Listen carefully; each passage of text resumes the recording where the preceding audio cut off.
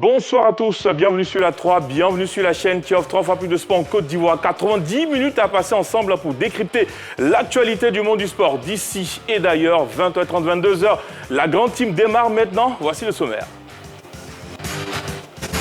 Pour la dernière de la saison, la grande team propose l'actualité sportive d'ici et d'ailleurs. Et c'est dans LGT News.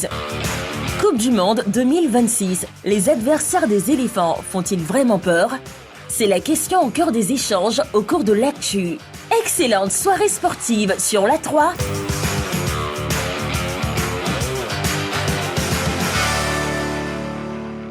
Allez, la question LGT de ce soir, bien sûr, Coupe du Monde 2026. Les adversaires des éléphants font-ils peur? Pour nous contacter, plus 225 27 21 59 93 99. À présent, place à notre première articulation.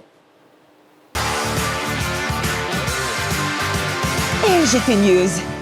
Lutte, ranking mondial de beach wrestling pour ouvrir les news. Céline Bakayoko, médaillée de bronze, engagée dans la catégorie des moins de 60 kg à la deuxième étape du ranking beach wrestling World Series à Porek en Croatie, disputée du 30 au 31 mai dernier. Céline Bakayoko s'est distinguée en remportant la médaille de bronze.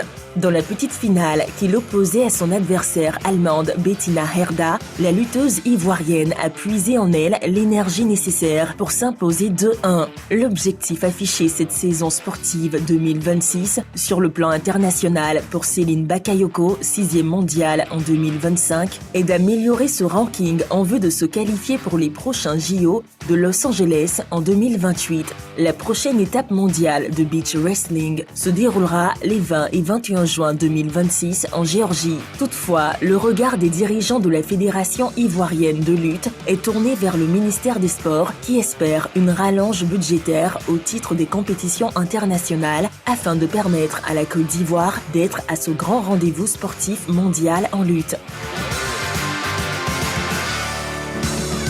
Course d'orientation, l'AFICO s'inspire des standards mondiaux en Suède. À l'invitation du président de la Fédération internationale de course d'orientation, Eugène Kwasi-Blé, premier responsable de cette discipline sportive en Côte d'Ivoire, séjourne en Suède dans le cadre de l'orienteering qui s'est déroulé du 28 au 31 mai dernier à Skara et Lidköping. À l'issue de cette compétition, le président de l'AFICO participe à un programme de formation de haut niveau.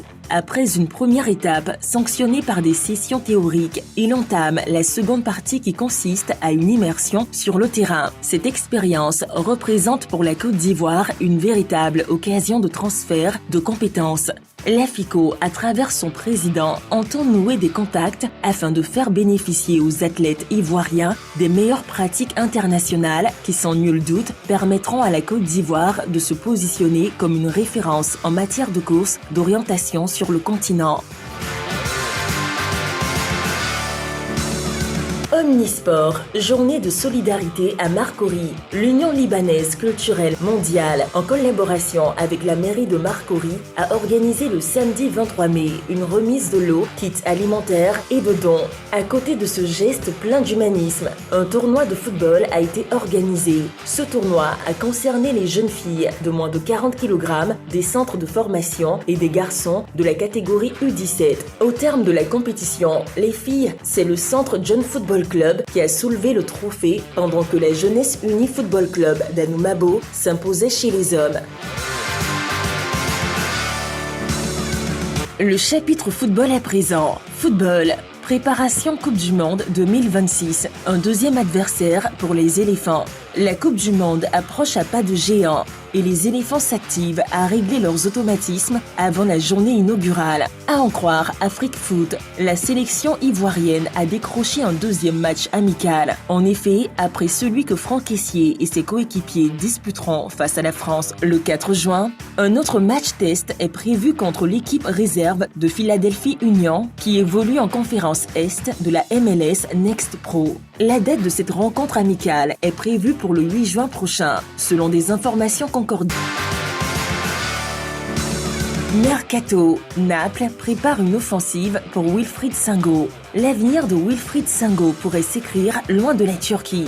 En effet, Naples, le club italien de la Serie A, fait de l'international ivoirien sa priorité, au point d'envisager déjà une proposition qui pourrait faire l'affaire de Galatasaray, le club turc au sein duquel évolue Wilfried Singo. Les dirigeants napolitains souhaiteraient inclure André Frank Zambo Anguissa dans les discussions pour faciliter l'opération. Mais il en faut bien plus pour convaincre Galatasaray de laisser filer son polyvalent défenseur. À 25 ans, Wilfried Singo a réalisé une grosse saison sous ses nouvelles couleurs. Il a en effet disputé 29 matchs avec un bilan de 2 buts et 3 passes décisives. Le dossier de l'international ivoirien pourrait donc, dans les jours à venir, prendre de l'ampleur. Slovaquie, Yaya Touré proche du Slovan Bratislava. Yaya Touré est en passe de signer son tout premier contrat en tant que coach principal d'une équipe européenne. Selon le journaliste italien Matteo Moretto, le quadruple ballon d'or africain est à un pas de devenir le nouveau patron de l'encadrement technique du Slovan Bratislava, sacré champion de Slovaquie pour la 8e fois d'affilée. Yaya Touré devrait remplacer Vladimir Weiss. L'ancien international ivoirien, titulaire d'une licence pro UEFA, n'a officié jusqu'ici qu'en tant que coach adjoint.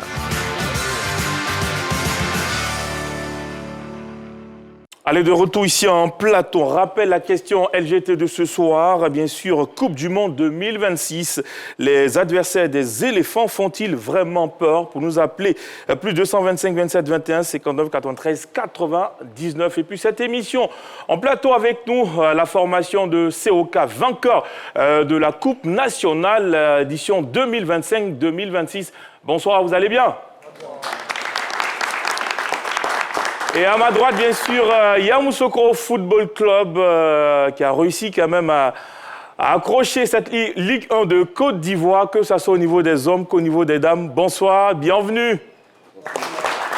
Allez, on va entrer dans le débrief de cette émission LGT News. On va commencer avec Jean-Philippe Auria. Bonsoir. Bonsoir, mon cher Dorgelès Kofi. Ça fait un bail. Ça fait un bail, en fait.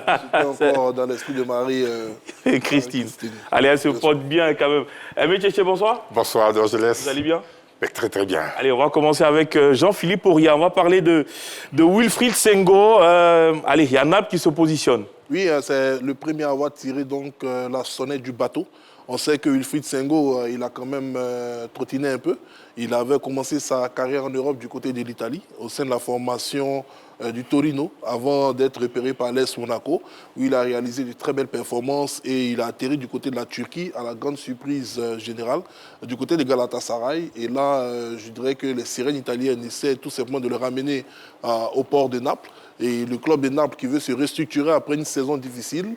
On se rappelle encore de l'échange entre l'entraîneur Antonio Conte et son président récemment sur le bilan de la saison, où Conte avait signifié à son président qu'il fallait simplement qu'il ait de bons joueurs pour rivaliser avec des clubs comme l'Inter Milan.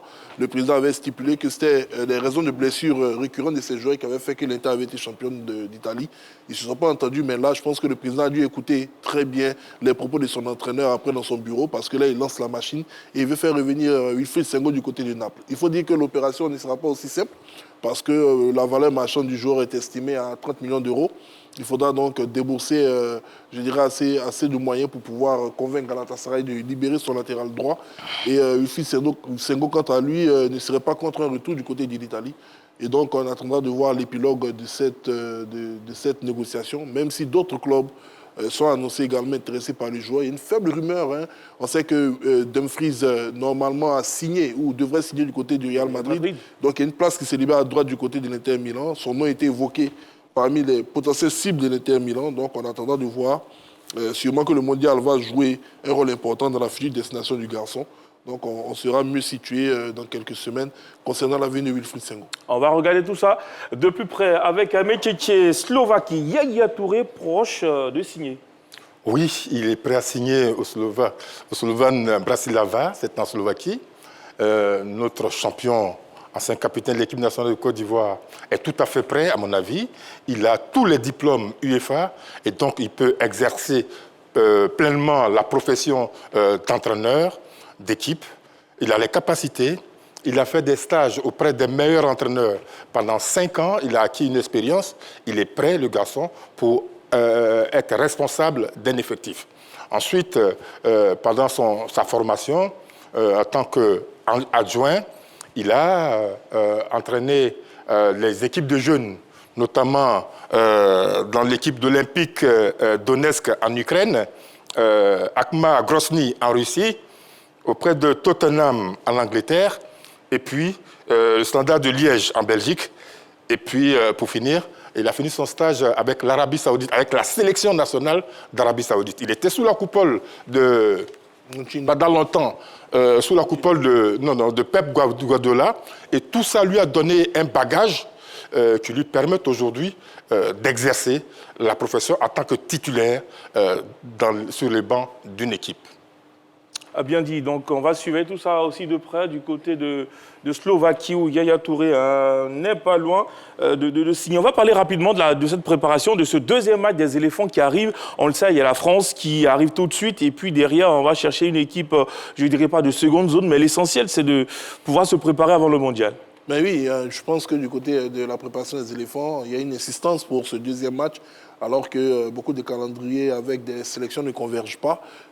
Notamment, un match est annoncé face à l'Irak, mais pour l'instant, je pense qu'il y a beaucoup plus de points de divergence que de convergence. Et les éléphants de Côte d'Ivoire devraient rencontrer plutôt l'équipe B de la formation qui évolue à MLS du côté de Philadelphie. On attendra la confirmation, bien évidemment, de la Fédération de football à travers un communiqué. Pour l'instant, ce sont encore que des spéculations, mais il y a une volonté de la part de la Fédération d'organiser ce second match-là. On verra quel serait l'adversaire probable des éléphants à quelques jours de leur entrée en lice en Coupe du Monde. Emile Tchétché, bonne idée?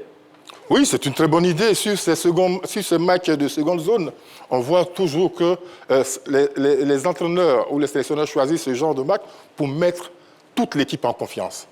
Les attaquants profitent de ces petits matchs, entre guillemets, pour se mettre en confiance, pour marquer autant de buts qu'ils peuvent, et ça les met en confiance. Donc oui, c'est bien. C'est ne rien faire pendant cette période qui est dangereux.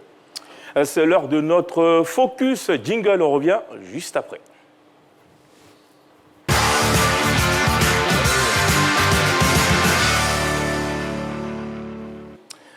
Allez, la saison 2025-2026 de football local a été marquée par la montée des deux équipes masculines et féminines, bien sûr, de Yamoussoukro Football Club en Ligue 1 de Côte d'Ivoire chez les hommes. Ce club a le mérite d'être champion de la Ligue 2 à côté de Yamoussoukro Football Club. Un autre club s'est distingué, il s'agit du CEOK, vainqueur de la Coupe nationale et qualifié, bien sûr, pour la Coupe de la Confédération CAF. Nous recevons sur ce plateau les dirigeants des deux équipes.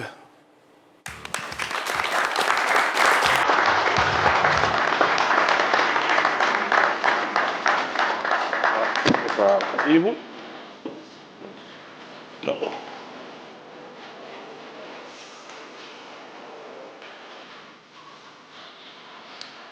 Président Diaby, bonsoir. Bonsoir. Bienvenue sur notre plateau. Très heureux d'être là. Vous allez bien? Très bien. Beaucoup de souris avec le président Diaby. Juste à côté, on a monsieur Koulibaly Mamadou, vice-président du CEOK. Ok. Vous allez bien? Oui, ça va. Merci bien. Merci. Avec cette coupe nationale, beaucoup de joie à Korogo. Oui, vraiment. Beaucoup de joie. Merci en tout cas d'être sur notre plateau. Allez, on va marquer une petite pause. On revient juste après, on poursuit.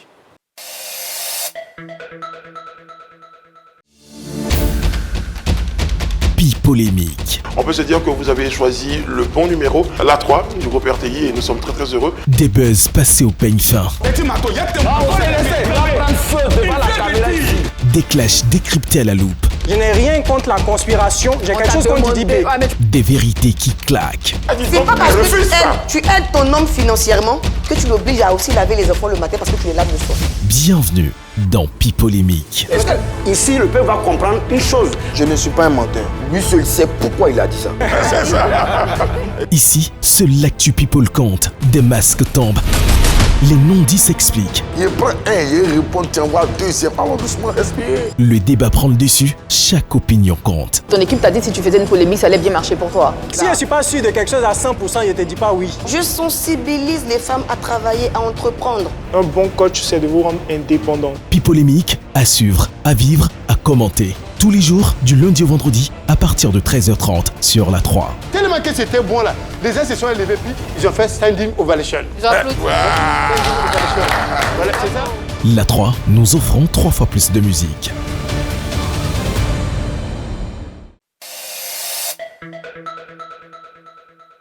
Alors de retour sur le plateau de la grande team président Diaby, comment est-ce que vous avez vécu cette saison qui paraît plus que magnifique? Je voudrais d'abord vous dire merci pour l'invitation donnée à nous. Nous sommes très heureux. Nous avons travaillé pour atteindre ces objectifs-là. Je vous ai dit que chez nous, on a toutes les installations nécessaires pour la bonne pratique du football. Et Yamoussoukro va revivre. Le football va revivre à Yamoussoukro. Aujourd'hui, nous avons un staff technique sous la houlette du coach Bruno Roa, le manager général, avec son staff, qui vraiment font du bon travail, comme je l'ai dit à la presse. Quand vous arrivez à Yamoussoukro aujourd'hui, venez voir un jour d'entraînement avec Bruno Roa. C'est du travail, ça travaille, ça travaille. Et moi, je pense que Yamoussoukro, comme je le dis toujours, is back. On arrive. Président, avec un peu de recul, quel a été le secret de votre réussite cette année? Le secret de la réussite, c'est le travail. C'est le travail. On a les installations pour travailler. On n'a pas besoin de... On se lève à 1h du matin, on a nos installations, on bosse, on bosse, on bosse. Et puis, on avait un manager qui était à l'écoute. C'est un très bon communicateur. Il a parlé à ses joueurs. Il a façonné ses enfants. Aujourd'hui, le résultat est là. Attention, nous, on arrive. Attention, Yamoussoukro arrive, M. Koulibaly Mamadou, en tant que vice-président du COK. Comment avez-vous vécu ce premier trophée au niveau de la Coupe nationale et surtout cette qualification au niveau de la Coupe de la Confédération CAF? Ok, merci bien. Je voudrais vous remercier d'avoir invité le club Moussa de Korogo. Parlez un peu plus fort, s'il vous plaît. Ok, je disais que je voudrais vous dire un grand merci de nous avoir invités sur ce plateau. D'abord, primo, je voudrais en tout cas dire un grand merci au président Malik Toé de m'avoir fait confiance pour me placer à la tête de l'équipe. Et pour dire que vraiment, nous avons vécu vraiment cette victoire avec beaucoup d'effervescence, avec beaucoup de joie. Et vous savez, le CO Korogo vient de loin. Voilà, donc je voudrais en tout cas en profiter pour saluer le chef de canton.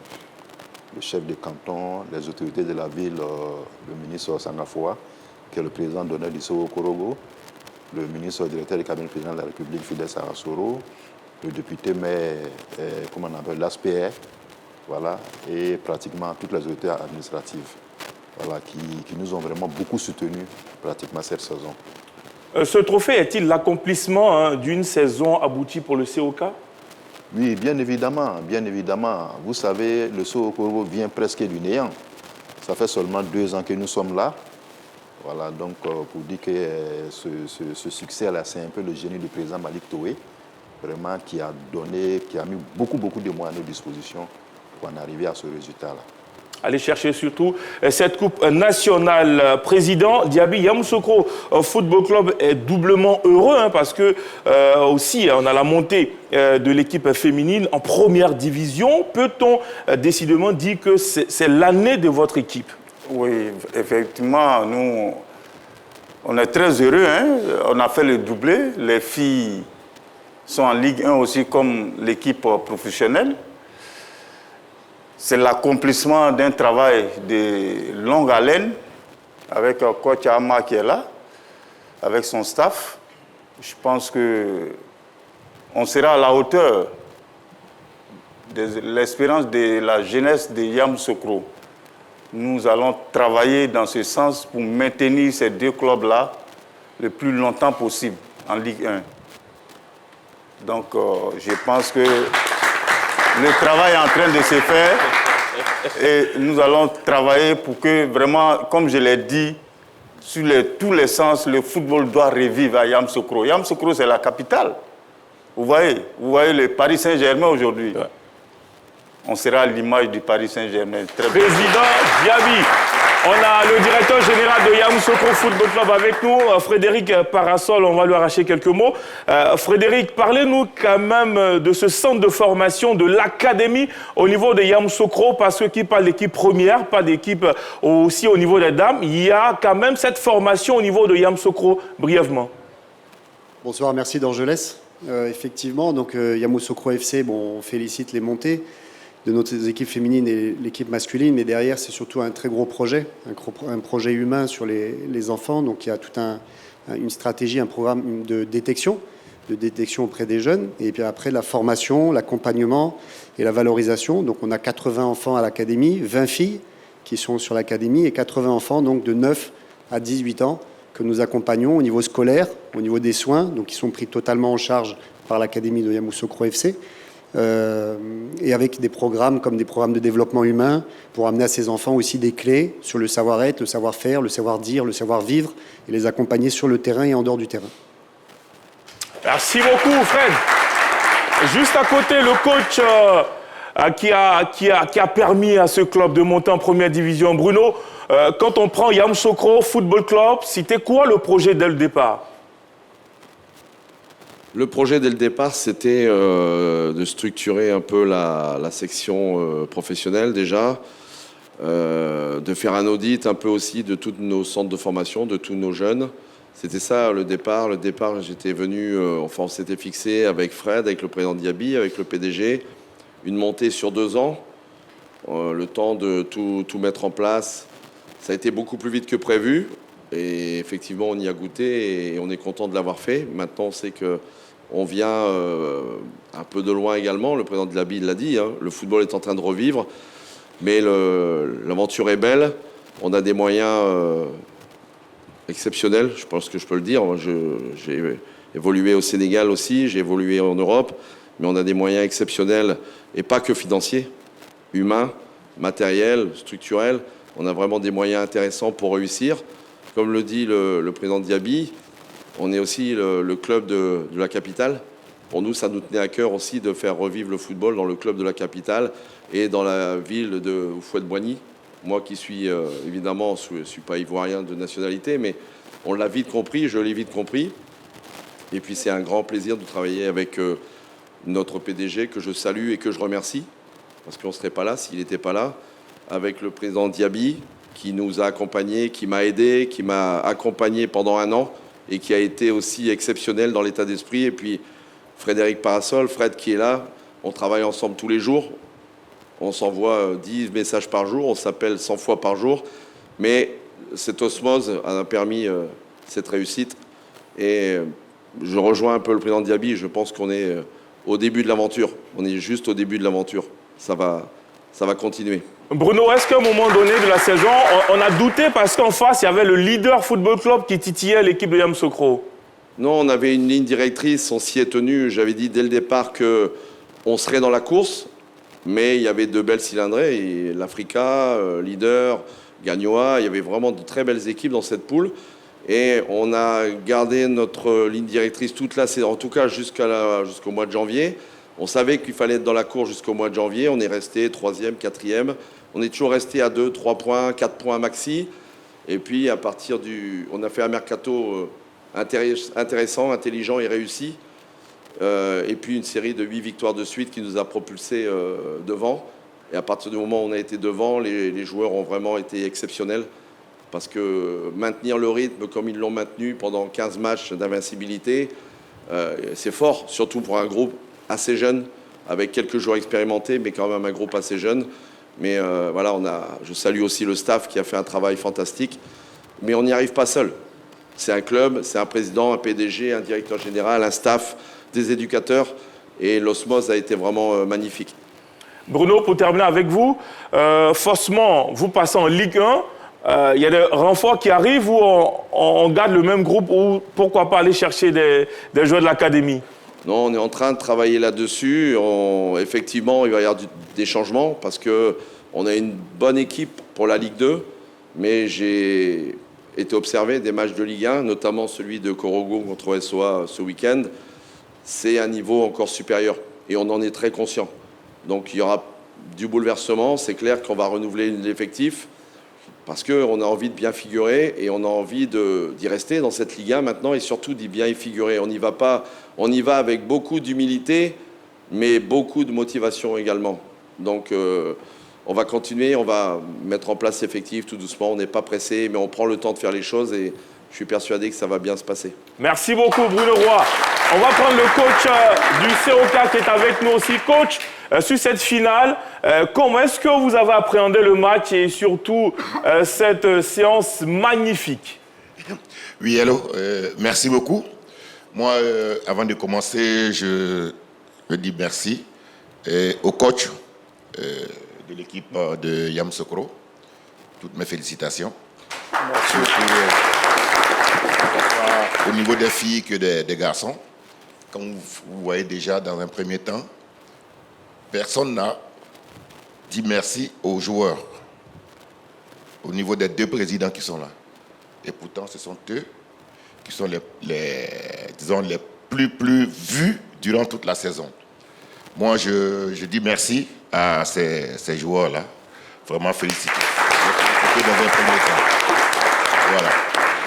Moi, dès que j'ai eu la chance de venir au CO Korogo avec le président Malik et puis le vice-président qui est là, je me suis posé une question. Dao, tu viens d'où? Je venais de l'équipe nationale, U20, U17, U23. C'est tout un palmarès au fait. Est-ce que je venais avec une équipe de CO Korogo pour jouer quoi? Les profondeurs ou bien avoir une saison avec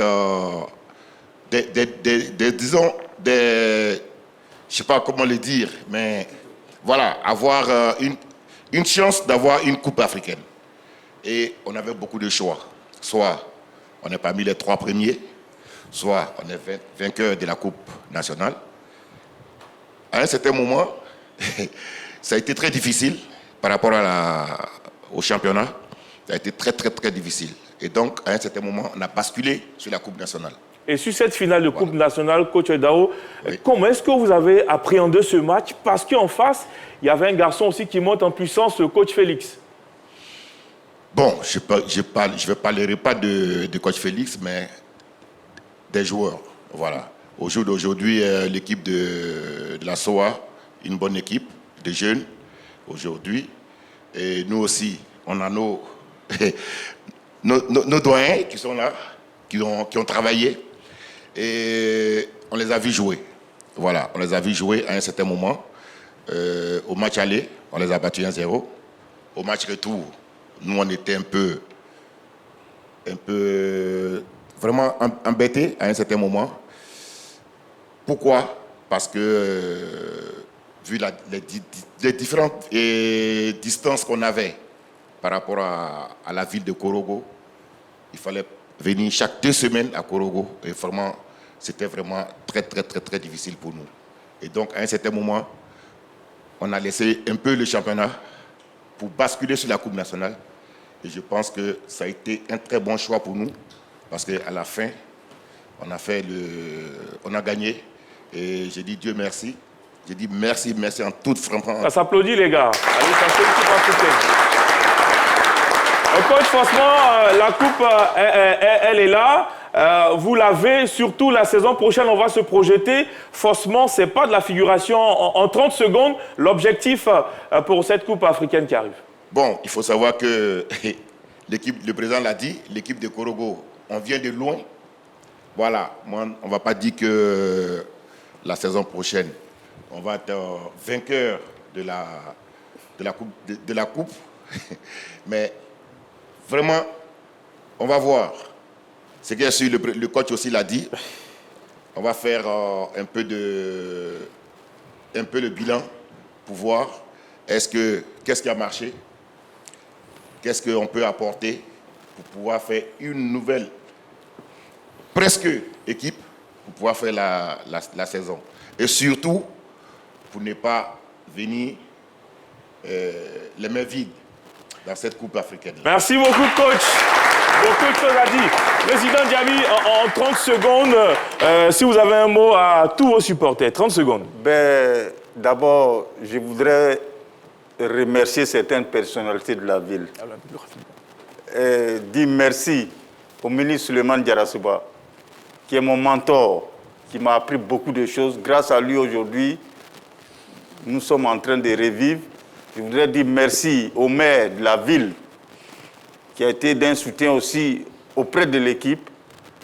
Saluer le préfet des régions, saluer toute la population, mes supporters, leur dire que dans quelques jours, je viendrai présenter le trophée à toute la population de Yamoussoukro. 30 secondes, réussissez l'exercice. Allez, un mot pour vos supporters, en 30 secondes. Ok, merci bien. Comme le président l'a si bien dit, vous savez, une équipe ne peut pas aller pratiquement sans les supporters, comme ce que les gens le disent, c'est pratiquement le deuxième homme. En tout cas, je voudrais dire un grand merci au comité de supporters de Korogo, avec à sa tête M. Koulibaly Moussa et M. Wahab, vraiment, qui nous ont beaucoup soutenus. Merci beaucoup, Président.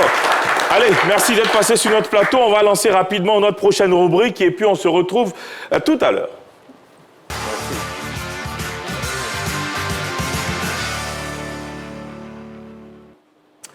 Eh bien, on poursuit notre émission berceau du football, bien sûr, et terre de toute la Premier League, il faut le savoir. L'Angleterre peine à remporter une deuxième Coupe du Monde FIFA après sa victoire en 1966.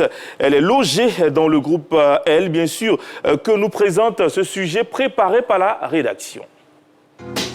À chaque édition de la Coupe du Monde FIFA, la question de la deuxième étoile de l'Angleterre est remise sur la table. Ce pays, berceau du football, dont la Premier League est considéré comme le meilleur championnat au monde et dont les clubs imposent une quasi-hégémonie dans les compétitions européennes, ne compte qu'un seul titre remporté à domicile en 1966. Aussi incroyable que cela puisse paraître, c'est l'unique trophée au palmarès des Three Lions et celui-ci date d'il y a 60 ans. Bien des observateurs trouvent cette situation anormale. Pour les supporters anglais, il importe de mettre fin à ces 6 décennies de traversée du désert. La pression est donc grande pour le capitaine Harry Kane et ses coéquipiers. Pour sauver le royaume, la fédération a fait appel au technicien allemand Thomas Tuchel, vainqueur de la Ligue et au Ghana. La Valtrénie est vieillissante avec le noyau de joueurs finalistes de la Coupe du Monde 2018 en Russie. Ce groupe est toujours conduit par le Ballon d'Or Luka Modric, âgé de 40 ans. Cependant, l'équipe a su également tirer profit de la fraîcheur des jeunes comme Josko Gvardiol, Luka Sukic et Martin Baturina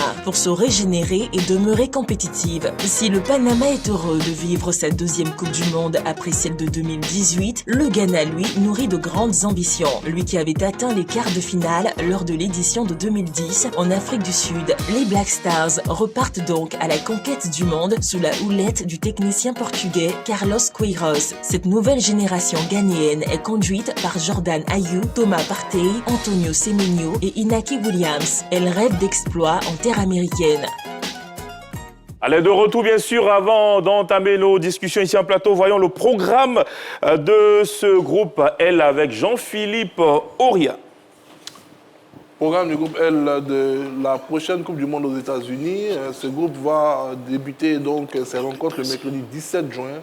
À 20h, heure locale, l'Angleterre va croiser la Croatie au ATT Stadium à Arlington, dans le Texas. Le même jour, à 23h, le Ghana se reprise au Panama, du côté du BMO Field de Toronto, au Canada. Pour la seconde journée, donc, dans cette poule, dans ce groupe L, le mardi 23 juin à 20h, un alléchant Angleterre-Ghana au Gillette Stadium de Foxborough, du côté dans le Massachusetts, aux États-Unis. Et ce même 23 juin à 23h, Panama face à la Croatie au BMO Field, Toronto, Canada.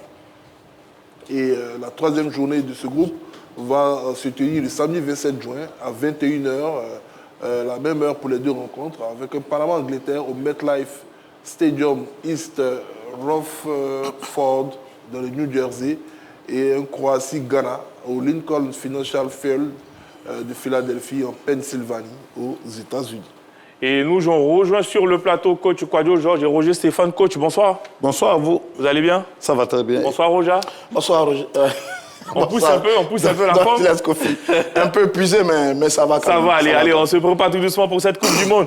Roger Stéphane, est-ce enfin l'année aller chercher cette deuxième étoile pour les Trials? Ça va être difficile parce qu'il y a quand même il y a la France qui est en pleine forme, il y a l'Espagne qui est là. Donc ça pourrait être un peu difficile pour cette équipe anglaise qui depuis de nombreuses années est toujours annoncée mais qui n'est jamais placée véritablement. Le fait d'âme réussi par l'Angleterre, c'est 1966 avec la bande à Bobby Charlton, depuis plus rien. Dans les années 80, une superbe génération conduite par Gary Lineker. Ils n'ont pas pu, je me souviens de ce match d'anthologie face à l'équipe de l'Argentine, et le but, la main de Dieu, la fameuse main de Dieu de Diego Maradona. Après, il y a eu la génération de David Beckham, de Paul Scholes, de Sheringham. Après, il y a eu John Terry, Gerard Lampard, etc., etc. Mais jamais l'Angleterre n'y arrive. Cette année, ils ont un très bon groupe. L'équipe allait en pleine forme avec de très bons joueurs, notamment Jude et autres Saka. Est-ce que ça va être l'année de l'Angleterre? Je pense que logiquement, ils devraient pouvoir sortir de cette poule devant la Croatie et le Ghana. Maintenant, est-ce qu'ils vont gagner le trophée? Ça, c'est une grosse interrogation. Mais attention, c'est l'une des équipes avec laquelle il va falloir compter durant cette compétition. Coach Kwadwo Georges, est-ce que le Ghana réussira à rééditer l'espoir de 2010? Tout est possible. Nous sommes en football et on ne peut pas dire que le Ghana ne pourra pas réussir ce que le Ghana a réussi en Coupe du Monde 2010 en Afrique du Sud. Mais ça va être difficile. Ça va être difficile parce que le groupe que le Ghana a aujourd'hui, pour moi, ce groupe doit être un peu en dessous de la génération de Asamoah Gyan et autres. Donc ça va être... Pour ma part, ça va être très, très difficile pour le Ghana. Jean-Philippe Auria, est-ce que la Croatie, en ce moment, a les armes pour jouer le premier rôle dans ce groupe? Écoutez, c'est une équipe, vous l'avez si bien dit, c'est vrai qu'elle essaie de se rajeunir, mais elle va toujours sur les mêmes bases avec des garçons trentenaires. Eux, ça ne les gêne pas, parce que je pense que dans cette zone de l'Europe, même dans cette zone du monde, je pense que... Je ne vais pas parler d'hygiène de vie, mais ils sont plus habitués à toujours performer, même au-delà de cet âge. Je me rappelle en 98 avec des garçons comme Davor Šuker, Zoronebi Boban et plein d'autres. Et c'est un petit pays qui a toujours produit de grands athlètes. Cette équipe est vice-championne du monde en 2018 du côté de la Russie. C'est vrai que la dernière campagne 2022 n'a pas été très fameuse. Mais pour le dernier mondial de leur leader, Luka Modric, je pense que cette équipe essaiera de démontrer de très belles choses. Elle pratique un magnifique football.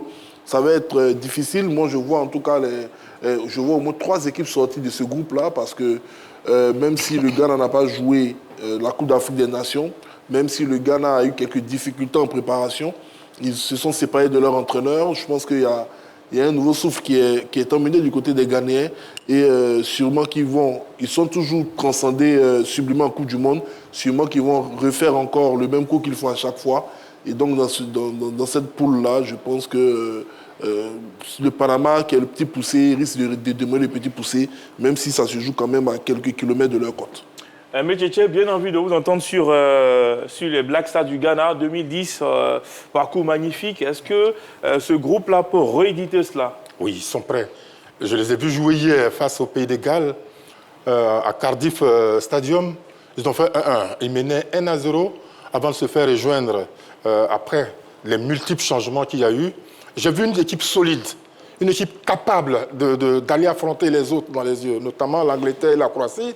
C'est une très belle équipe, une charnière centrale très, très, très solide, avec Opoku et son partenaire qui joue à OCR.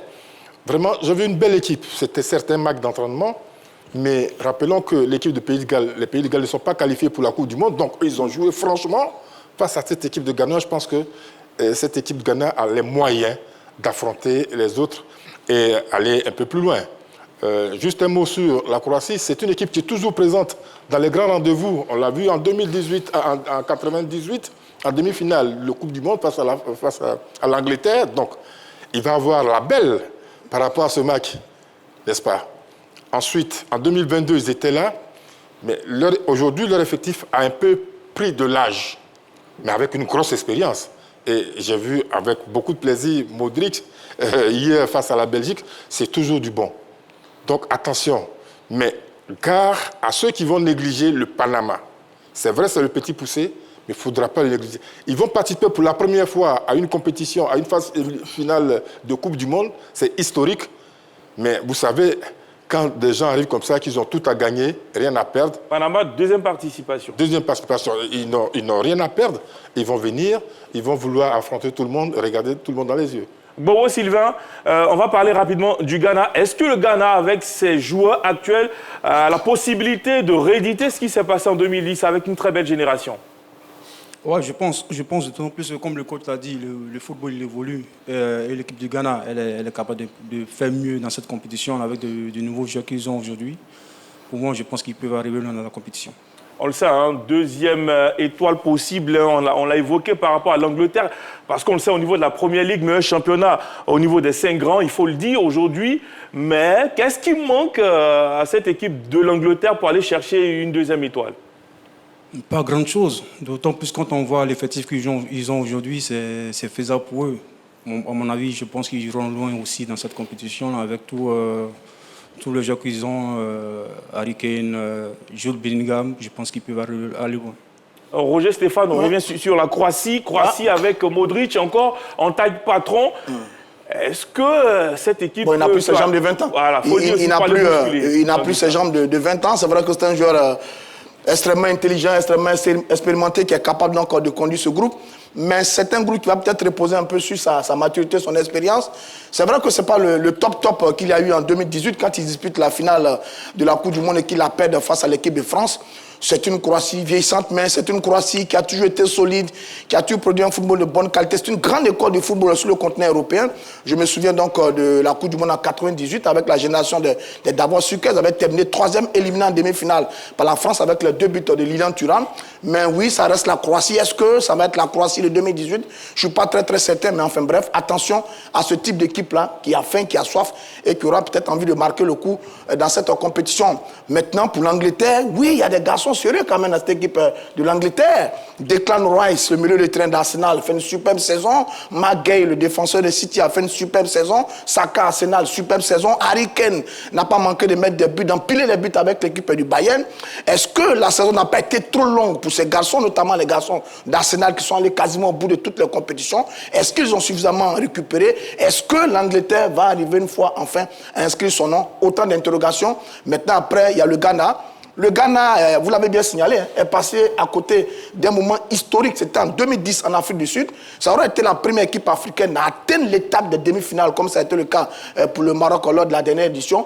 Mais car cela ne tienne, le Ghana, bon, je n'ai pas vu le match d'hier face au Pays de Galles, mais le Ghana, je pense que ils sortent très tôt de la CAN en Côte d'Ivoire. Ils ne sont pas à la dernière CAN. Ils se battent bien pour se qualifier. Bon, aussi, se rappelle le bon souvenir de ce que le Ghana a été pour le football africain entre 1960 et 1980. Oui, peut-être que le Ghana a fait une grande campagne, mais attention, je pense que dans cette poule-là, ça va se jouer à 3, Angleterre, Croatie, Ghana. Les équipes qui vont réussir à bien gérer les 3 premières phases de poule vont sûrement se qualifier pour la phase suivante. Bané, avec vous, est-ce que la Croatie a les armes pour jouer les premiers rôles dans ce groupe L-là? Oui, bien sûr. Je pense que sur les dernières compétitions de Coupe du Monde, ils ont terminé, je crois, en 2018, ils ont terminé finalistes. Et sur la dernière édition, je crois, ils ont terminé demi-finalistes. Donc, c'est une équipe qui vise toujours le dernier carré de la compétition. Et je pense que sur celle-là, ils ont beaucoup plus d'expérience. Et moi, je les attends forcément minimum dans les quarts de finale. Dans les quarts de finale, on va revenir rapidement sur le Ghana 2010, on l'a dit en Afrique du Sud, avec un magnifique groupe. Et cette fois-ci, on va dire que ce n'est pas la même qualité de jeu, surtout de joueurs, avec une autre philosophie. Est-ce que le Ghana a son mot à dire dans ce groupe? Bien sûr, je pense que sur cette compétition, on aura l'une des plus belles Coupes du Monde parce qu'il n'y a plus de petites équipes. Et comme on le dit, les compétitions se suivent mais ne se ressemblent pas. Voilà, donc le Ghana, ils ont une nouvelle dynamique avec un nouveau sélectionneur. Et ils ont à cœur aussi de se faire pardonner d'avoir manqué la dernière CAN. Donc on espère que sur cette compétition, ils donnent le maximum pour aller le plus loin possible. Coach Kwadwo, Georges, on parle de la Croatie avec Luka Modric. Cette façon de jouer, on le sait, avec beaucoup d'insouciance, Perisic. Il y a les garçons, aujourd'hui, c'est beaucoup plus l'expérience de la Croatie dans cette Coupe du Monde. Oui, il y a l'expérience, mais il faut dire aussi qu'il y a les matchs à jouer. Et il y a ce que le corps peut contenir. Donc, avec la gestion des matchs, il faut faire beaucoup attention à une équipe qui est vieillissante. Parce que elle va tout donner, mais quelque part, elle peut lâcher. Et donc, c'est pour ça qu'il faut régénérer toujours les équipes, avoir de nouveaux sangs, avoir des jeunes qui peuvent apporter, et puis savoir aussi utiliser ces anciens. Bien dit. Allez, on ouvre à présent le téléphone. On rappelle la question LGT de ce soir, Coupe du Monde 2026. Les adversaires des éléphants de Côte d'Ivoire font-ils vraiment peur? Pour nous appeler, plus 225 27 21 59 93 99. Allez, place à notre actu.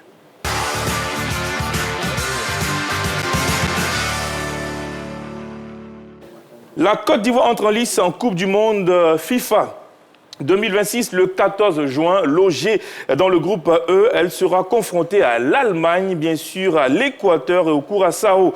Ses adversaires des éléphants font-ils vraiment peur? On ouvre le débat après ce sujet préparé par la rédac. La Côte d'Ivoire a rarement été vernie par le tirage au sort en Coupe du Monde FIFA. L'édition de 2026, qui se déroulera au Mexique, au Canada et aux États-Unis, n'a pas dérogé à la règle. Logés au sein du groupe E, les éléphants ont pour adversaires l'Allemagne, l'Équateur et le Curaçao. La formation de l'Équateur, classée deuxième des éliminatoires de la zone Amérique du Sud, Eltri est invaincue depuis 18 matchs officiels. Elle s'appuie sur un bloc équipe compact ayant la capacité de se projeter à la récupération du ballon. Très peu spectaculaire, son jeu est tourné vers l'efficacité. Dans ce collectif construit par le technicien argentin Sebastián Beccacheche, se distinguent des joueurs comme William Pacho, Moises Caicedo et le capitaine Henor Valencia. Le troisième adversaire des éléphants dans ce groupe E n'est autre que le Curaçao. Petit état des Caraïbes, inféodé au royaume des Pays-Bas, il sera à son baptême de feu en Coupe du Monde FIFA. La Blue Wave, pour avoir écarté Trinidad et Tobago et la Jamaïque lors des qualifications, mérite respect. Avec un effectif constitué pour la plupart de joueurs évoluant dans des divisions inférieures aux Pays-Bas, le Curaçao présente un jeu bien structuré mis en place par l'expérimenté technicien néerlandais Dick Advocaat. Mais l'apprentissage au haut niveau est difficile. Cette année, la Blue Wave a perdu ses 3 rencontres internationales face à la Chine, l'Australie et l'Écosse. Sur la route des éléphants se dresseront donc l'Allemagne, l'Équateur et le Curaçao. Mais ces adversaires font-ils vraiment peur? Avant d'entrer dans le vif du sujet, bien sûr, on va regarder la fiche de nos adversaires avec Jean-Philippe Auria. L'Allemagne, Fédération Deutscher Fußball-Bund, DFB. Fondée en 1900, affiliée à la FIFA en 1904, le président c'est Bernd Neundorf. Au classement FIFA, l'Allemagne est 10e, participation à la Coupe du Monde 20. Palmarès au niveau de la Coupe du Monde, 4 trophées en 1954, en 1974, en 1990 et en 2014. Coupe de la Confédération FIFA en 2017 remportée. Euro 72, 80 et 96 remportée. Le surnom de l'Allemagne c'est la Mannschaft. Elle est entraînée par Julian Nagelsmann. Au niveau de Curaçao, Fédération Football Corso, fondée en 1921, affiliée à la FIFA en 1932, le président est Gilbert Martina, classement FIFA 82e, participation à la Coupe du Monde néant, palmarès néant, surnom la Blue Wave et le sélectionneur est Dick Advocaat des Pays-Bas. Fédération Equatoriana de Football, FEF, fondée en 1925, affiliée à la FIFA en 1926, 23e au classement FIFA, 4 participations à la Coupe du Monde, palmarès dans cette compétition néant. Le surnom c'est la Tri, emmené par Sebastián Beccacheche de l'Argentine.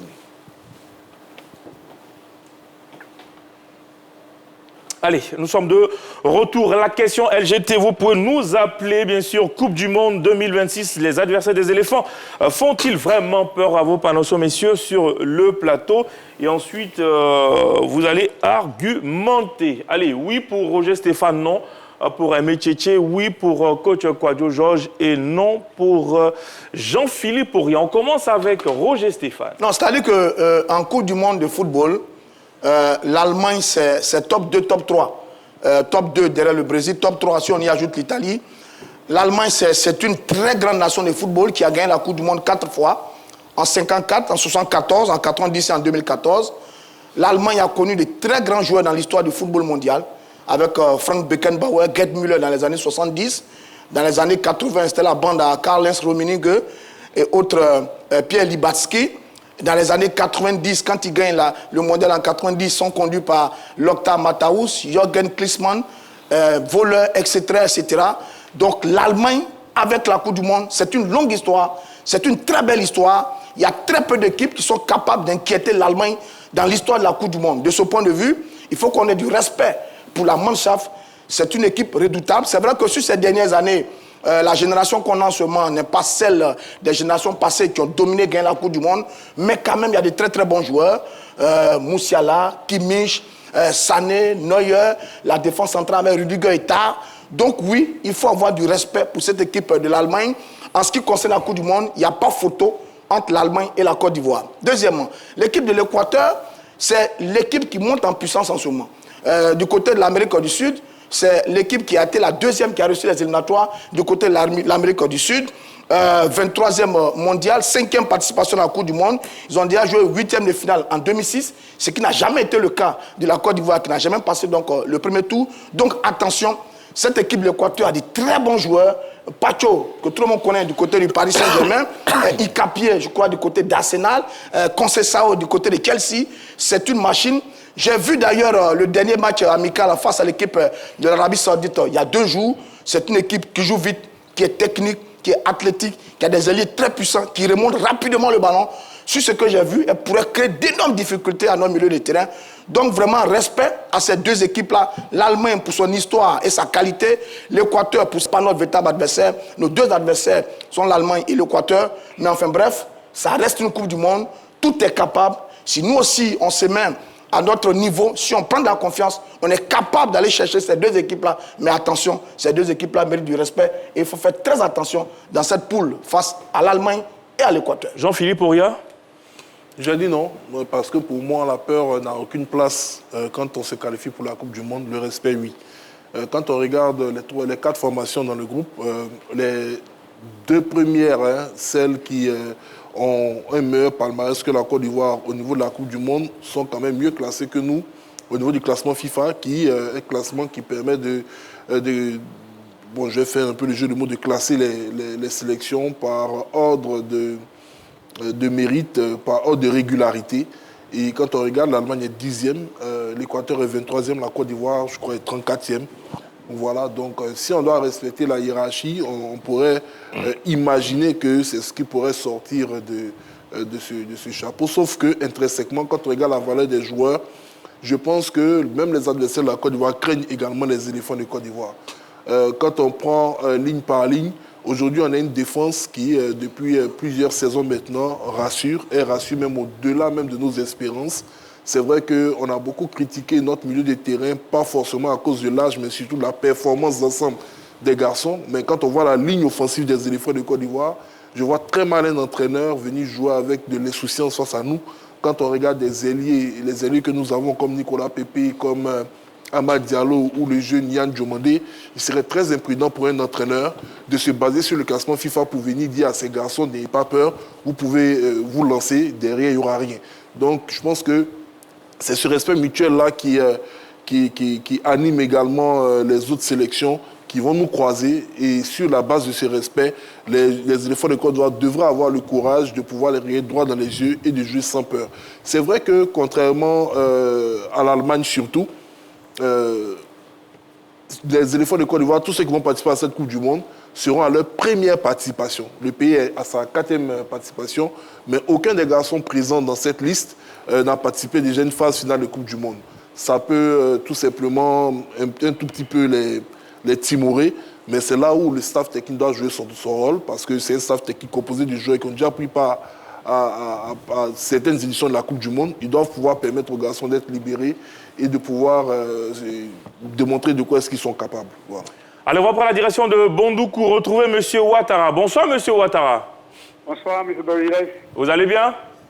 Très bien. Super. La question LGT de ce soir, Coupe du Monde 2026, les adversaires des éléphants de Côte d'Ivoire font-ils vraiment peur? Je salue d'abord la grande team. Bonsoir. Également le grand frère Georges. Et vous saluez également. On vous écoute. D'abord, bon, je salue l'équipe de Korogo et puis bon, l'équipe de Yamoussoukro. Bon, je crois que, bon, comme on appelle, une fois qu'on est qualifié pour la Coupe du Monde, on doit respecter les équipes, ne pas avoir peur d'eux. Tout le monde a joué les éliminatoires, chacun s'est qualifié de sa manière. Cette équipe d'Allemagne, bon, que tout le monde craint là, on a nos internationaux qui jouent là-bas. On regarde le championnat à la télévision, on voit les enfants, il n'y a pas de problème. Yann Dumandé et puis bon, l'autre, comment on appelle Bazmouna. Bazmouna. Ils jouent dans le même championnat. Et puis la plupart des joueurs de l'Allemagne, là, ils ne sont pas originaires de l'Allemagne. C'est des expatriés qui sont venus jouer là. Donc je crois qu'on doit les respecter, mais pas avoir peur. Avec 48 équipes, là, tout le monde a sa place. Et puis l'équipe de Côte d'Ivoire, nous aussi, on doit respecter nos joueurs. La manière dont on craint les autres équipes, là, tout le monde nous craint aussi. C'est bien noté, M. Ouattara. Merci beaucoup. Il nous appelait de Bondoukou. M. Tchéché, on va vous écouter à présent. Oui, je dis non. Je dis non, la Côte d'Ivoire n'a pas peur de ses adversaires. Bien au contraire, la Côte d'Ivoire respecte ses adversaires. Cependant, à force de trop respecter un adversaire, on peut déjouer. On peut déjouer. Quand on s'abaisse trop devant un adversaire, on peut déjouer. Et ce n'est pas bon. Moi, la question que je me pose, c'est à quand un match référence des éléphants en Coupe du Monde face aux gros bras du football mondial? C'est la question que je me pose. Je n'en ai pas encore vu. Des pays comme l'Algérie. L'Algérie a battu l'Allemagne à Riron en 82. L'Allemagne qui venait de gagner la Coupe d'Europe en 1980. D'accord? J'ai vu le Cameroun battre l'Argentine, conduite par un terrible Diego Maradona, El Pibe de Oro. Magnifique garçon. J'ai vu le Nigeria battre l'Espagne. 3-2. Je me rappelle encore de ce but de Sende Olysée qui bat Andoni Zubizarreta. Mais alors, les Ivoiriens, nous avons les moyens d'affronter ses adversaires. Le Sénégal qui a battu Le Sénégal qui s'est offert le scalp de la France, championne du monde en 98, vainqueur de l'Euro en 2000, 1-0. Pabouba Diop est passé par là. On peut le faire. Pourquoi avoir peur? Non, on n'a pas peur. Les Ivoiriens n'ont pas peur. On respecte simplement les adversaires. En 2006, on avait la possibilité, face à l'Argentine et à la Hollande, on n'a pas réussi. En 2014, on avait 10 même dans en 2010, face au Brésil, on a été battu 3-2. Et l'imbattable 3-0. En 2014, on a perdu face à la Colombie. La Côte d'Ivoire a pourtant les moyens. Quand est-ce que ça va prendre fin? Aujourd'hui, nous sommes dans une poule où il y a l'Équateur. L'Équateur, c'est une équipe joueuse, physique, mais disciplinée tactiquement. On vous a parlé de Pacho, William Pacho, on vous a parlé de Caicedo au milieu de terrain. Mais si nous, notre équipe nationale de Côte d'Ivoire est disciplinée dans le milieu, avec des athlètes boxe-to-boxe, les milieux boxe-to-boxe que nous avons, on peut leur tenir tête. Il ne faut surtout pas, au cours de ce match, se précipiter pour dire on va aller vite marquer. C'est là qu'on va s'exposer au contre. C'est une très bonne équipe. Et puis, l'équipe de Curaçao, il faut la respecter, mais il ne faut pas la négliger non plus. C'est ça. C'est ça qui devrait être, c'est ça qui pourrait être notre malheur. Bien dit. Allez, on prend la direction de Sipilou. Retrouver monsieur Diomandé Mamadou. Bonsoir, monsieur Diomandé.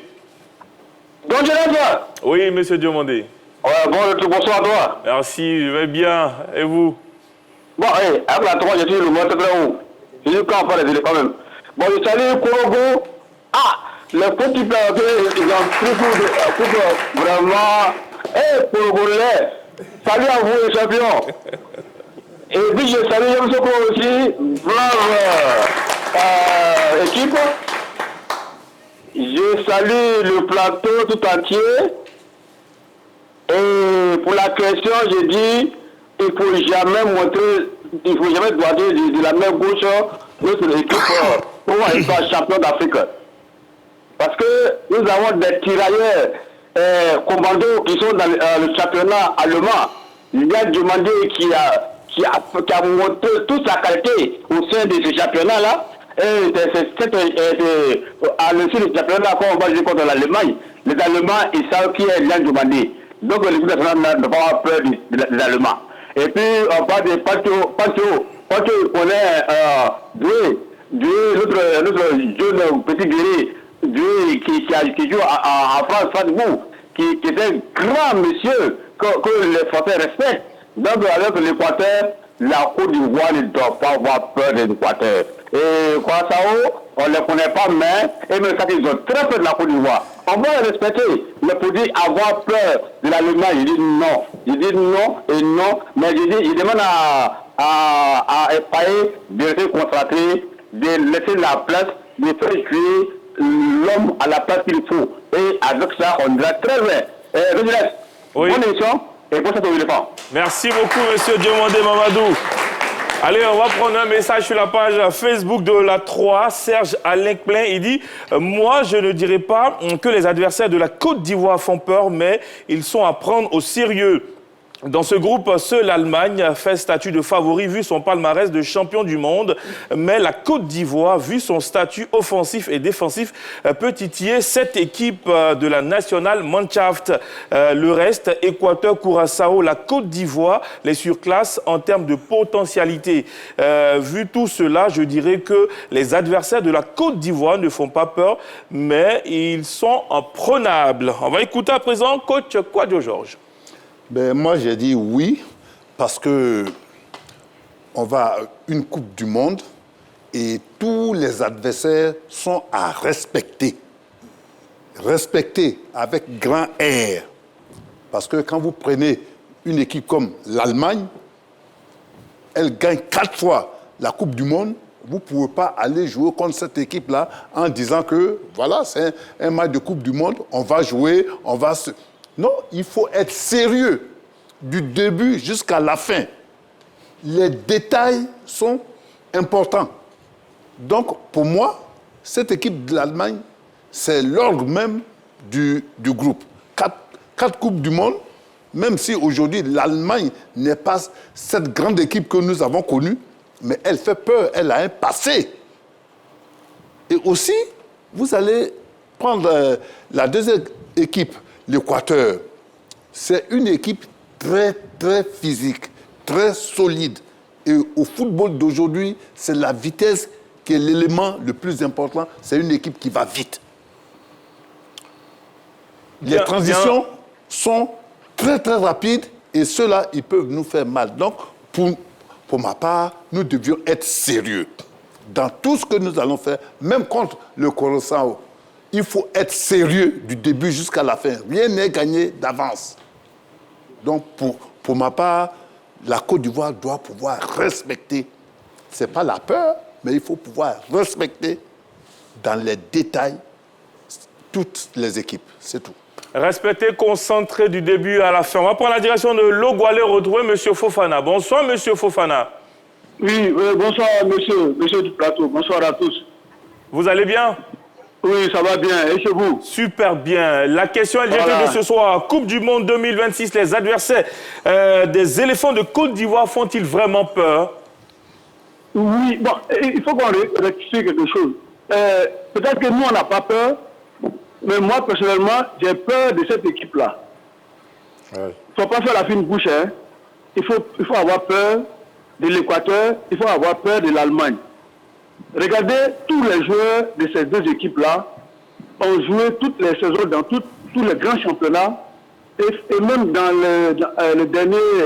la dernière rencontre entre PSG et Arsenal, beaucoup de ces joueurs sont retrouvés là-bas. Quand je prends des noms comme Caicedo, Pacho, Valencia, Incapié, Estupian, Neuer, Sané, Kimmich, aujourd'hui, quand on regarde les joueurs ivoiriens, on est pris dans les championnats. On dit dans tel championnat, il y a 1 ou 2 qui sont là-bas, qui sont ici. Mais tous ces joueurs que j'ai cités là, jouent régulièrement tous les jours et toute la saison. Entre deux Coupes du Monde, ces gens-là sont partout. Et aujourd'hui, c'est vrai, vous dites on n'a pas peur, mais moi personnellement, je suis le football ivoirien depuis les années 70-80. J'ai peur. Le coach, il a dit ces gens-là ont 4 Coupes du Monde. Ils sont expérimentés. Nous, on est allés, on n'a pas dépassé, on n'a pas de vécu comme le Cameroun, comme le Sénégal, comme l'Algérie. Et ça nous suit encore. Donc, il faut avoir peur d'eux et se préparer en conséquence. Voilà. Je voudrais saluer coach Kwadjo pour ce qu'il a fait pour Sigui Lolo. Merci, coach. Merci. Allez, c'est ça aussi le rôle d'un coach. Merci beaucoup, monsieur Fofana. Rapidement, Aimé Tchétché. Écoutez, Dorgelès, les menaces existent dans cette poule. Il y a la menace allemande qui est très forte, parce que c'est une équipe magnifique. Même si elle n'est pas dans sa super forme, elle demeure toujours une menace. On a l'Équateur. L'Équateur qui est une menace moyenne, d'accord? Une menace moyenne. Et puis, on a le Curaçao qui est une menace faible. De ce point de vue-là, je pense que la Côte d'Ivoire n'a pas à avoir peur de ses adversaires et que la Côte d'Ivoire a là l'occasion de franchir le premier tour. Le premier tour. Allez, on va regarder ensemble le calendrier du groupe E avec Jean-Philippe Aurier. Ensuite, on va rapidement parler. Le groupe E, donc, le groupe de la Côte d'Ivoire, va rentrer en lice le dimanche 14 juin à 17h. Il y aura l'Allemagne face à Curaçao au Energy Stadium de Houston, Texas, aux États-Unis. Et à 23h le même jour, la Côte d'Ivoire va entrer en lice face à l'Équateur au Lincoln Financial Field de Philadelphie, en Pennsylvanie, du côté des États-Unis. Ensuite, au niveau de la deuxième journée, on aura un Allemagne-Côte d'Ivoire. Ce sera le samedi 20 juin à 19h GMT au BMO Field de Toronto, au Canada. Et le lendemain, le dimanche 21 juin à minuit, un Équateur face à Curaçao à l'Arrowhead Stadium à Kansas City, dans le Missouri. La troisième journée va se tenir le jeudi 25 juin à 20h avec Équateur-Allemagne au MetLife Stadium à East Rutherford dans le New Jersey et Curaçao face à la Côte d'Ivoire Lincoln Financial Field de Philadelphie en Pennsylvanie aux États-Unis. Roger Stéphane, premier match des éléphants de Côte d'Ivoire. Face à l'équipe sur la première journée, on joue à l'équipe de l'Équateur, c'est bien ça. Mais je pense que c'est un match qui va donner un peu le tempo de cette poule. Je pense que c'est deux équipes qui se valent sensiblement, qui ont la qualité, qui se valent sensiblement. C'est le match à bien négocier, également le match face à l'équipe de l'Allemagne. C'est les deux matchs à ne pas perdre. Et puis évidemment s'imposer face à l'équipe de Curaçao. Mais je le disais tout à l'heure, nos adversaires sont de qualité, mais ça ne veut pas dire que on ne va pas aller jouer cette Coupe du Monde de football, parce qu'en Coupe du Monde de football, les favoris n'ont pas toujours été les meilleurs. En 82-86, on attend le Brésil et la France. C'est l'Allemagne et l'Italie. En 90, on attend l'équipe de la Hollande qui vient de gagner l'Euro en 88. C'est l'Allemagne qui gagne. En 94, la grande Italie, c'est le Brésil qui passe par là. Donc oui, on a un coup à jouer, on a un formidable coup à jouer, parce que les équipes africaines ont déjà réussi des super parcours par le passé. En 82, c'était l'Algérie. En 86, c'était le Maroc. En 90, c'était le Cameroun. En 94, c'était le Nigeria. En 2002, c'était le Sénégal. En 2010, c'était le Ghana. Et hier, en 2022, c'était le Maroc. Donc, l'occasion est donnée pour nous, éléphants de Côte d'Ivoire, d'aller réaliser une belle campagne. Et ces deux adversaires-là sont très bons. Je crois, Dieu comme faire, qu'on ait un groupe qui est capable de se sublimer. Même si ces garçons n'ont pas l'esprit de la Coupe du Monde, je pense que Faye a en main un groupe magnifique qui a envie de marquer l'histoire après la CAN gagnée par certains, après la qualification pour la Coupe du Monde. Je pense que Faye Metz et ses garçons ont l'occasion de marquer l'histoire et ils vont marquer l'histoire dans cette Coupe du Monde de football. Coach Kwadjo Georges, comment les éléphants devront aborder ces 3 matchs à venir? Ben, déjà, le premier match, quand même, c'est contre l'Équateur. Il ne faut pas perdre. Il faut tout faire pour ne pas perdre. Ça vous permet de vous situer et de savoir comment est-ce que vous allez gérer contre l'Allemagne et contre Curaçao. Mais si on perd, mentalement, ça va jouer sur nos garçons. Donc, il ne faut pas perdre ce match-là. Il faut tout faire pour le gagner. Et je pense que c'est une équipe qui est quand même à égalité, un peu, que nous, à égalité avec nous. Nous pouvons même gérer et même la battre. Si on est tactiquement techniquement, physiquement, en place, et qu'on est bien organisé derrière, je pense que cette équipe, elle est prenable. Mais il faut être sérieux, comme je le dis, du début jusqu'à la fin. Jusqu'à la fin. Allez, les éléphants ont pris un bain de foule lors de la séance d'entraînement ouverte au public hier au stade de Charles-Leti à Paris. Les images sont fournies par le média de la FIFA. On regarde.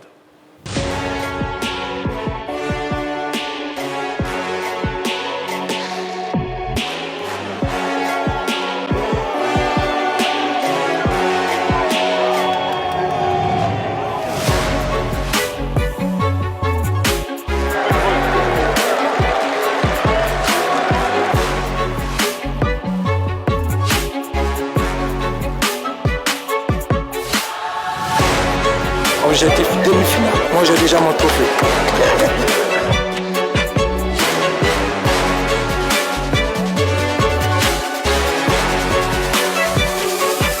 J'attends le match avec impatience. J'aime ce genre de rencontre.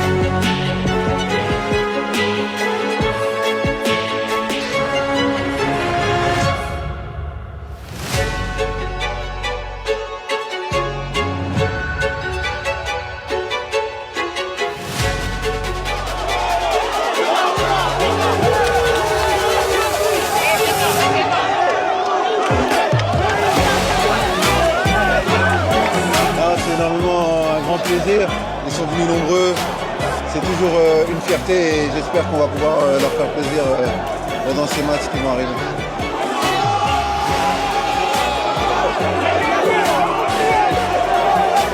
Ça fait énormément plaisir de voir cette solidarité entre les Ivoiriens et ça fait plaisir aussi de les voir venir nous soutenir, venir regarder l'entraînement. On est très contents, on a passé un super bon moment et on espère qu'ils ont enjoy. Et voilà, on a passé aussi un bon moment à signer avec eux. Les images de l'entraînement des éléphants de Côte d'Ivoire du côté de Paris. Jean-Philippe Auriat, quels commentaires face à ces images? Mais ils sont en préparation. Hein. Pour l'instant, à part le cas Evan Ndika, je pense que pour tous les autres athlètes, on a quand même eu quelques informations. Les derniers à être arrivés, pour ne pas dire les derniers, c'est Evan Guessant. Bon, on n'a pas encore vu trottiner avec ses coéquipiers. Bon, pour l'instant, il n'y a pas de nouvelles alarmantes qui proviennent donc du regroupement des éléphants. En attendant de voir à partir de demain, soit face à la France, ce que cette préparation-là peut produire déjà face à une grande nation. Coach, j'ai envie de vous entendre. Êtes-vous confiant pour ce match face à la France qui arrive? Oui, ce match s'annonce vraiment épique parce que c'est deux grandes nations. Pour moi, la France et la Côte d'Ivoire, on a déjà joué des matchs amicaux. Donc pour moi, ça sera vraiment un match très ouvert, voilà, où tous les dés sont jetés. Je pense que chaque équipe peut tirer son épingle du jeu. Vira, j'ai bien aussi envie de vous entendre. Allez, un mot, un sentiment sur ce match Côte d'Ivoire-France. Oui, comme le coach vient de le dire, ça serait un bon match. Un match surtout, un match amical avant une compétition. Comme Koyocho vient de le dire, il faut tout faire pour ne pas le perdre. Parce que ça peut te mettre en confiance si tu gagnes ce match avant une compétition. Donc je pense qu'une victoire ou un match nul serait bien pour le moral des joueurs et aussi des supporters. Allez, le public sportif ivoirien s'est prononcé sur la question LGT de ce soir. On écoute. L'Allemagne reste toujours l'Allemagne. Hein. Même si elle n'a plus le même effectif qu'auparavant, l'Allemagne reste toujours une grande nation de football. Voilà, donc quant à l'Équateur, les équipes sud-américaines ont toujours été compliquées à jouer. et l'Équateur compte dans ses rangs des grands joueurs internationaux, comme par exemple Moses Caicedo, Luis Diaz de Bayern de Munich, pour ne citer que ces deux-là. Donc, quant au Curaçao, je pense que c'est le petit poussé, je dirais, de la poule. Néanmoins, dans le football, il n'y a plus de petite équipe. Donc, pour répondre à votre question, je dirais que ces équipes-là ne doivent pas nous faire peur. Parce que la Côte d'Ivoire aussi est une grande nation de football africaine. Et on a des joueurs internationaux qui jouent dans des différents clubs, qui jouent au niveau des compétitions européennes. Donc je pense que la Côte d'Ivoire n'a pas à avoir peur de ces grandes nations de football-là. Même l'Allemagne ne nous effraie pas. Actuellement, nous, on a un meilleur joueur qui est là, Nicolas Pepe. Il n'a pas joué la CAN actuellement, là, où il est revenu là, dans le mondial. Ça, là. Il a pris le meilleur joueur de son équipe à Villarreal. Donc actuellement, il n'y a pas un défenseur qui peut l'effrayer. Ah, il prend Yann Djomandé. Yann Djomandé, il est tellement en forme. Il peut avoir peur. Il y a Yann Djomandé qui est trop en forme même. L'Équateur ne peut rien faire. Ceux-là, on les gagne facilement même. C'est les matchs de 2-0, 3-1. Vite même. Mais le match qui serait un peu compliqué, ça sera la Côte d'Ivoire contre l'Allemagne. Mais je sais que la Côte d'Ivoire va s'en sortir. Bon, moi, c'est l'Allemagne qui me fait un peu peur, puisqu'il y a des grands stars là-bas aussi. Non, pas ça, sinon je ne vois pas. Les autres, là, il ne faut pas les poids, en tout cas. C'est la Côte d'Ivoire, hein. Ce sont les éléphants, donc on espère qu'ils vont faire les bonnes choses. Dans l'ensemble, on peut regarder l'Allemagne comme un ténor, comme une équipe dinosaure. Donc, vu l'ensemble, je peux dire que l'Allemagne fait peur. Parce qu'on connaît un peu l'expérience de l'équipe allemande. Hein. Voilà. On a vu plus ou moins un peu son parcours footballistique. Donc on peut dire que l'Allemagne est une équipe à craindre aussi. On peut certainement dire que l'équipe de l'Équateur est un peu au niveau ivoirien. Voilà, parce qu'avec nos éléphants, qui sont un peu, je veux dire, un peu plus techniques, donc certainement l'Équateur, on peut prendre l'Équateur. Le Curaçao, à mon avis, c'est sa première, je veux dire, son premier mondial. Donc je ne maîtrise pas très bien un peu comment est-ce que cette équipe-là joue. Mais apparemment, dans l'ensemble, la Côte d'Ivoire quand même peut aller un peu plus loin. À l'instant, la réaction du public sportif ivoirien à présent. On passe à notre rubrique Le Plus Quali.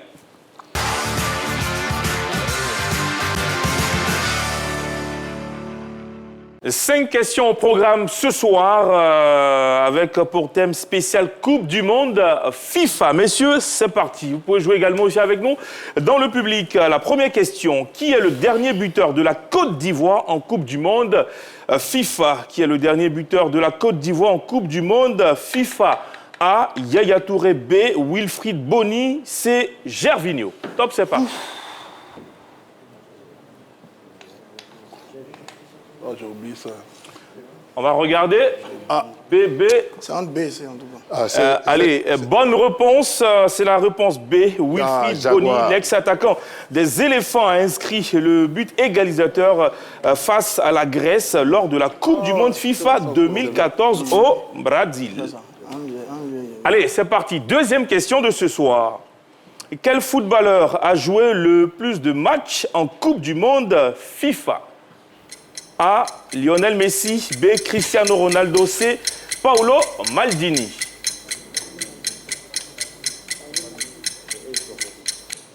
Léo Messi, Cristiano Ronaldo, Paolo Maldini.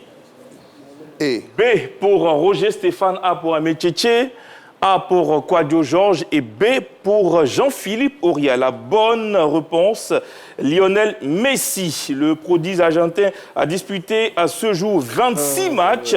Il fait mieux que le Portugais Cristiano Ronaldo et l'Italien Paolo Maldini qui comptent respectivement 23 et 22 apparitions. J'avoue que j'avais pensé à l'Octave Mataus. Ah, t'es allé trop loin.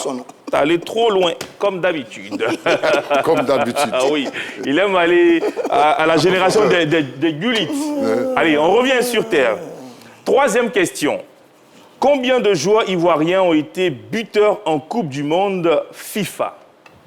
A, 7, B, 8, C, 9. On ne laisse pas le temps de compter.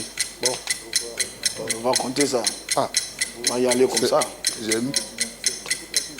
On a A pour Roger Stéphane, C pour Aimé Tchétché, B pour Jean-Philippe et puis A pour coach Kouadio Georges.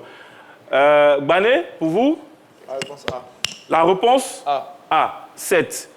Ouais. Bobo Sylvain? La réponse C. Coach Dao? Allez, la bonne réponse, c'est 9. Ce sont Didier Drogba, Baki, Aruna Dendane, Kalou Bonaventure, Salomon Kalou, Yaya Touré, Romaric, Gervinho et Wilfried Boni. Ils sont beaucoup comme ça. Voilà. S'il y avait 10 ici, c'est 10, j'allais prendre. Et puis il n'a jamais passé le premier tour là. Ah ouais, c'est ça la loi du football. La loi du football, c'est chaud ce soir. Beaucoup comme ça. Ah, jouez avec nous aussi à la maison. Quatrième question. Je n'ai même pas pensé ça. Qui est le meilleur buteur africain en Coupe du Monde FIFA? A. Asamoah Gyan, le Ghanéen. B. Samuel Eto'o, le Camerounais. C. Roger Mila, Camerounais.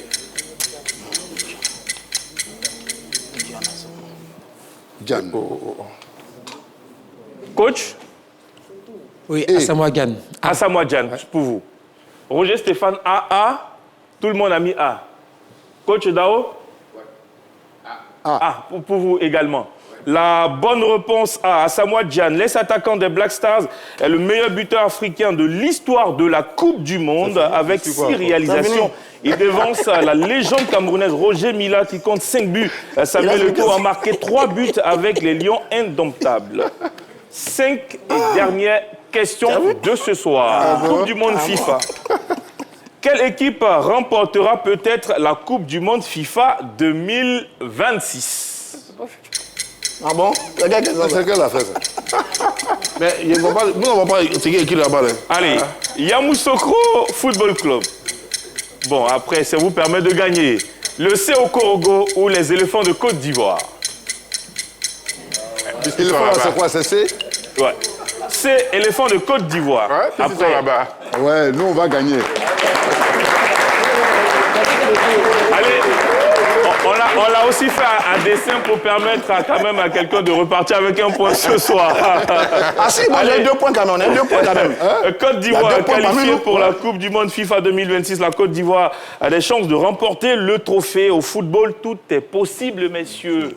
Allez, 90 minutes à passer ensemble. Coach, on va passer le micro au coach Dao Lassina. Saison magnifique. À la fin, coach, cette coupe pour aller féliciter une saison magnifique. Oui, merci beaucoup. Une saison magnifique. On a cru et on l'a fait. Et donc, je tenais vraiment à dire merci à tous les responsables de l'administration de Korogo de nous avoir permis de finir au moins champion. Bon, je peux dire parce que la Coupe nationale, c'est tout le monde en fait. Voilà, donc merci beaucoup. Allez, coach, du côté de Yamoussoukro, félicitations pour votre montée en Ligue 1 au niveau des dames comme des hommes. Allez, réaction, on est forcément contente de ce qu'on a réalisé. Et effectivement, merci, bonsoir à tous. Nous sommes très contentes de cette performance-là. C'est vrai que nous avons bossé, et les filles l'ont fait. Et on remercie le staff, on remercie les dirigeants qui nous ont donné les moyens, voilà, et à tous les supporters. Merci beaucoup. Et puis, on va féliciter, j'ai vu Zabala aussi, meilleur buteur du club. Zabala, meilleur buteur, ça n'a pas été facile, mais jusqu'au bout. Oui, évidemment que ça n'a pas été facile. Il faut dire que c'est un travail de groupe. C'est ensemble qu'on a réussi à atteindre ce objectif-là. Et moi, je voulais remercier mes coéquipiers. Vraiment, tout au long de cette saison, ça n'a pas été vraiment facile. Voilà, donc c'est un peu cela. Merci beaucoup Zabala. Et puis on rappelle ce soir le plus calé de notre jeu, oui, Aimé Tchétché. Aimé Tchétché, grand vainqueur de ce concours. Allez. C'est une habitude. Merci beaucoup d'avoir suivi la grande team, la dernière de cette saison. C'est terminé. On va se donner rendez-vous pour le début de la Coupe du Monde. Et puis on va souhaiter bonne chance aux éléphants de Côte d'Ivoire. Allez, bye bye.